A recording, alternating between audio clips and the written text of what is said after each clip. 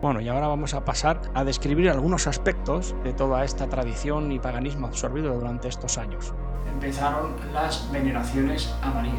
En el concilio de Éfeso se la nombró como Madre de Dios y por lo tanto se la elevó a una divinidad y empezaron a adorar a María. La Biblia pone que fue una mujer normal que simplemente fue escogida por Dios por gracia, era una buena mujer, pero era pecadora con necesidad de salvación como todos los demás. Y sí que su embarazo fue virginal, pero no era divina. En la Biblia pone que Jesús tuvo hermanos de sangre. Aquí una muestra de versículos que dicen que Jesús tenía hermanos de sangre.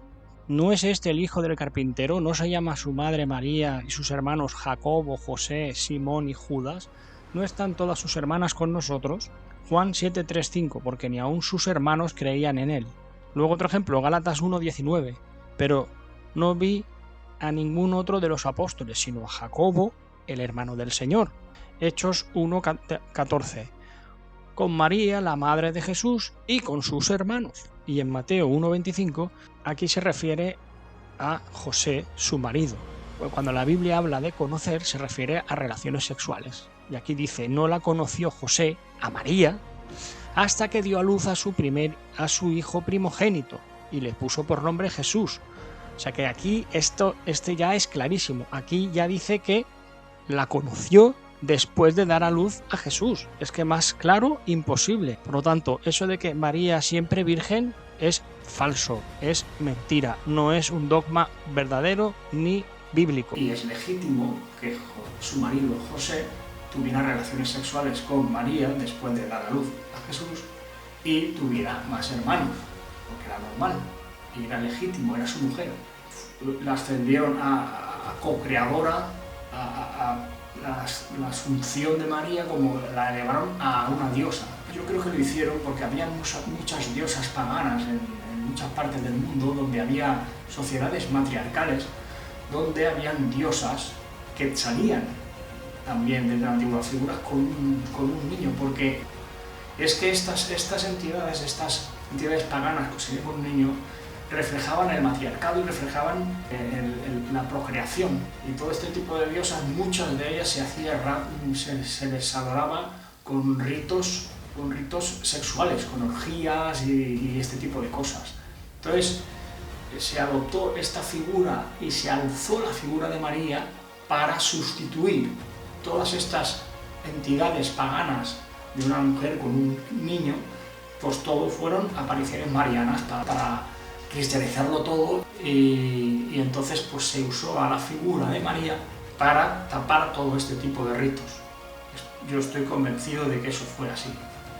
Y entonces pues también el cristianismo original, todo se centra antiguamente en el Antiguo Testamento en Jehová Dios, hasta que vino su Hijo, Dios resucitó y todo se centra en Jesús. Jesús es el Dios encarnado en la tierra, ya existía antes de que María lo diera a luz, por eso que María no es la madre de Dios, porque Dios ya existía antes. Ya simplemente fue un vientre donde gestó ese cuerpo, donde Jesús era 100% hombre, pero también era 100% Dios. Digamos que Dios adoptó un cuerpo humano para poder materializarse aquí en la tierra. Y para eso escogió a María, pero no tenía nada excepcional. María era una buena mujer, de buen corazón, fue bendecida al ser escogida por Dios, y se le anunció de antemano el que daría luz al Mesías y que tenía que ponerle el nombre Jesús. Pero el cristianismo se centra en que Cristo y Dios es lo mismo, y toda la gloria, todo el mérito de todo es para Cristo, porque todo ocurre por Él y para Él. La Iglesia Católica empezó a rendir culto a los santos. O sea, le ponen santo de todo. Hay un santo para cada cosa y hay santos todos los días. Pues esta adoración a santos va en contra del fundamento cristiano original. Solo se le daba gloria a Dios. Los apóstoles que hacían milagros, señales y prodigios, y ellos nunca se adoptaban este tipo de cosas que hacían como propias. Siempre le daban la gloria a Dios. Pero con la Iglesia Católica Romana esto también cambió.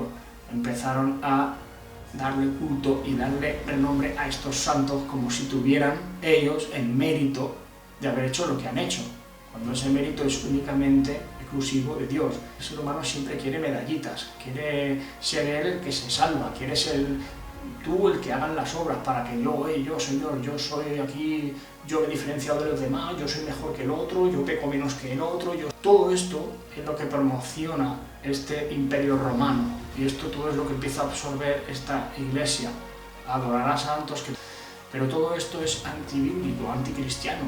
En toda la Biblia, incluso los ángeles, cuando se aparecían a los hombres y los hombres se arrodillaban ante ellos, los ángeles más poderosos les decían: no, levántate, no me adores a mí, no te arrodilles, adora a Dios, que es el que tiene el poder, la gloria, y que todo es por Él y para Él.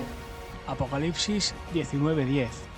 Yo me postré a sus pies para adorarlo, y él me dijo: mira, no lo hagas, yo soy consiervo tuyo y de tus hermanos que retienen el testimonio de Jesús. Adora a Dios, porque el testimonio de Jesús es el espíritu de la profecía. Ahí Juan intentaba adorar al ángel, pero el ángel lo rechazó directamente. Apocalipsis 22, del 8 al 9. Yo, Juan, me postré para adorar a los pies del ángel que me mostraba estas cosas, pero él me dijo: mira, no lo hagas, yo soy consiervo tuyo, adora a Dios. Y en Hechos 10, del 25 al 26, cuando Pedro entró, Cornelio salió a recibirle y se postró a sus pies. Pero Pedro le levantó diciendo: levántate, pues yo mismo también soy hombre. Como podéis ver, el postrarse, el agacharse a besar una figura en un pie, a una imagen, a hacer adoración a santos, hacer culto a María, culto a los santos, culto, está prohibido. O sea, el único culto que vale, el único culto válido, la única adoración o veneración, o como lo quieras llamar, es a Cristo Jesús. Es el único Dios verdadero, el único Rey de reyes y Señor de señores. A Él hay que adorar. Los ángeles, superiores en fuerza y potencia, tampoco quieren que los adoren. Todos dicen lo mismo. Por eso el culto a las imágenes y el culto a María, por mucho que lo quieran camuflar, en vez de decir adoración, dicen veneración, por mucho que le cambien la palabra, a la postre la gente lo ha hecho. Yo lo he hecho. Yo he ido a Montserrat y me he arrodillado delante de la figura de Montserrat y le he pedido cosas y le he echado dinero. Yo lo he hecho en mi ignorancia, antes de conocer el cristianismo como Dios manda, como lo pone en la palabra, y como yo lo hacen cientos y miles de personas en el mundo. Yo hice el Camino de Santiago y había una hora de cola para darle un beso a la estatua que había ahí del apóstol Santiago, que luego dicen que tampoco estuvo ahí el apóstol Santiago, que ni es él. Pero yo estuve ahí y no hice cola, lógicamente me fui. Pero hay gente que hace cola para darle un beso a una estatua. Esto es, señores, paganismo, esto no es cristianismo. Pero esto la Iglesia Católica ha dado como dogma, cuando es un dogma falso y no es un dogma bíblico.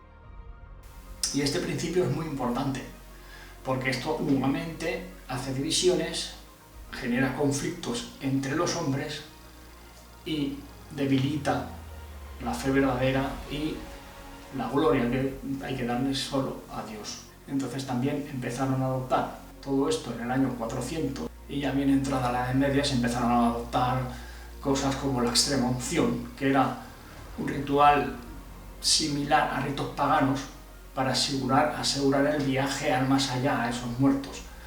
Empezó a difundirse la idea del purgatorio, que tampoco es bíblico, proviene de creencias griegas y budistas sobre la purificación del alma después de la muerte, que hay un alma que está en un estado intermedio, que sí ni no, cuando todo esto tampoco es bíblico. Luego, en el año 1090 aproximadamente, se absorbió como objeto de culto el rosario. El rosario, yo he sido budista y en el budismo se usa un rosario, y el rosario budista es mucho más antiguo, de miles de años atrás, que el rosario cristiano. Es otro objeto pagano que se absorbió, que antes del cristianismo ya adoptaron también los musulmanes, y en el 1215 se aceptó de manera institucional la transustanciación, que es que el pan se convierte en cuerpo real de Cristo, la sangre, que es el vino se transforma en la sangre, que es la sangre real de Cristo, y es como si te estuvieras comiendo a Cristo y bebiendo su sangre. Eso es canibalismo. En la Biblia no se habla de esta transustanciación, es una interpretación posterior que se ha otorgado a la Iglesia Católica. Si vas a los escritos en la Biblia pone que en Lucas 22, del 19 al 20, nos dice: y tomó el pan y dio gracias y lo partió y les dio diciendo: esto es mi cuerpo que por vosotros es dado, haced esto en memoria de mí. De igual manera, después que hubo cenado, tomó la copa diciendo: esta copa es el nuevo pacto en mi sangre, que por vosotros es derramada. Y también en la primera carta a los Corintios se dice: y habiendo dado gracias, lo partió y dijo: tomad, comed, esto es mi cuerpo que por vosotros es partido, haced esto en memoria de mí. Asimismo también tomó la copa después de haber cenado, diciendo: esta copa es el nuevo pacto en mi sangre, haced esto todas las veces que le bebiereis en memoria de mí. Entonces la Iglesia Católica, ellos leen de manera literal que este es el cuerpo y esta es la sangre de Cristo, pero si eso fuera verdad, se transformaría la sangre en sangre real y el pan se transformaría en carne de humano, y el vino sabría sangre y el pan sabría a carne. Y eso no sucede. Por lo tanto, si ellos se lo cogen como literal, debería de transformarse realmente. Si no se transforma, es porque no es literal. Y por lo tanto, si no es literal, es en memoria de. Y esto no se instauró hasta siglos después. O sea que es un dogma reciente. Y en el año 1215 también se institucionalizó como dogma confesar los pecados a un cura. Cuando los curas, los hombres, no tienen ni siquiera los ángeles y ni siquiera los apóstoles tenían la capacidad de perdonar pecados. Quien perdona el pecado es Dios, es Jesús, no es un hombre caído y pecador como todos los demás. Por muy cura que seas, por muy papa que seas, todos tenemos pecado, todos somos falibles y todos podemos caer. Y una persona así no puede perdonar un pecado.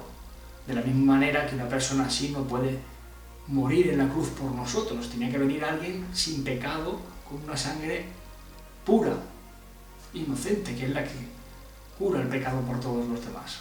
Y claro, esto de confesarse a los curas, para la Iglesia Católica, que estaba metida en la política y en el Estado y en el imperio, era una herramienta perfecta para enterarse de todo lo que pasaba en el pueblo. Por si acaso hubiera alguien que quisiera conspirar, pues ya tenían como acusarlo y condenarlo a la hoguera por hereje. Esa era una estrategia perfecta, un servicio de inteligencia perfecto de la antigüedad, donde lo tenían todo controlado. Por eso obligaban a la gente, decían que que la Iglesia Católica es la única que salva y que tienes que confesarte para que un cura perdone tus pecados, y solo hay un intercesor entre Dios y los hombres, que es Jesucristo. La Biblia nos dice en 1 de Timoteo 2:5: porque hay un solo Dios y un solo mediador entre Dios y los hombres, Jesucristo hombre. En Hebreos 7:25 nos dice: por lo cual puede también salvar perpetuamente a los que por él se acercan a Dios, viviendo siempre para interceder por ellos. Y en Juan 14:6: yo soy el camino, la verdad y la vida. Nadie viene al Padre sino por mí. Una vez más, la Biblia nos dice que Jesucristo es el único intercesor, el único mediador entre Dios y los hombres. Por eso es absurdo perder el tiempo pidiéndole a los santos y pidiéndole a María, cuando ya hemos visto que son dogmas falsos y ya hemos visto que es absurdo, porque todo pasa por Jesucristo para ir a Dios. Es completamente absurdo. Esto, aparte de que es absurdo, desvía la atención y el foco de darle toda la gloria únicamente y exclusivamente a Jesucristo, que es Dios encarnado, y nos desviamos en hacer devoción, en hacer veneración y en hacer un culto a María y a los santos, con imágenes, con estatuas, con glamour. Por favor, hay que ver la realidad de las Escrituras, hay que ver la realidad que Cristo dejó y que los apóstoles siguieron fielmente. Esos son los principios fundamentales del cristianismo, sin adulterar. Luego se impuso el celibato obligatorio, que es que los curas no podían casarse. Pone 1 Corintios 7:1 se nos dice: bueno le sería al hombre no tocar mujer. En 1 Corintios 7:7 quisiera más bien que todos los hombres fuesen como yo. Y está hablando Pablo. pero cada uno tiene su propio don de Dios, porque él sí que tenía el don de contención, y para él está diciendo que es mejor no tocar mujer ni tener necesidad sexual. Pero sigue diciendo en 1 Corintios 7, 8, 9, a los solteros y viudas digo que les es bueno quedarse como yo. ¿Para qué? Para tener más tiempo para servir al Señor. Pero si no tienen don de continencia, cásense, pues es mejor casarse que quemarse. El soltero se preocupa de las cosas del Señor. Pero el casado se preocupa de las cosas del mundo, de cómo agradar a su mujer, y está dividido, claro. Tiene que hacer cosas, tiene que cuidar a su familia, tiene que dedicar más tiempo que un soltero puede dedicar todo el tiempo a la obra del Señor. Y 1 Corintios 7:38, el que se casa hace bien, y el que no se casa hace mejor. Pero esto no prohíbe que te puedas casar. O sea, no está prohibido casarse en la Biblia. ¿Está recomendado? Sí. ¿Está prohibido? No. Pero ¿qué pasa? Que es más fácil mantener a una persona que a una familia. Entonces en la Iglesia Católica el dinero que manda al Vaticano de su recolecta es mayor que si tuviera que mantener a toda una familia con hijos. Entonces la Iglesia Católica se agarró a esto, pues ¿por qué? Tú no puedes saber quién tiene el don de contención y quién no. Por eso han habido abuso de menores en la Iglesia. Porque hay gente que no tiene ese don y se meten a cura. Y luego la edad media, la venta de indulgencias, donde pasaban con un cofre donde tú ponías poner dinero y así perdonabas el tiempo de purgatorio de los familiares difuntos. Semejante corrupción llegó. Incluso ya en el año 1870 se instauró la infalibilidad papal. El Papa, el obispo de Roma, infalible, como Dios en la tierra. O sea, un hombre pecador y caído, y además condicionado por toda esta corrupción de poder, de dinero, este señor que tenía el control de la Iglesia era infalible. Y lo que él decía hablaba a Dios, totalmente una aberración a los ojos de Dios y a los ojos de la Biblia.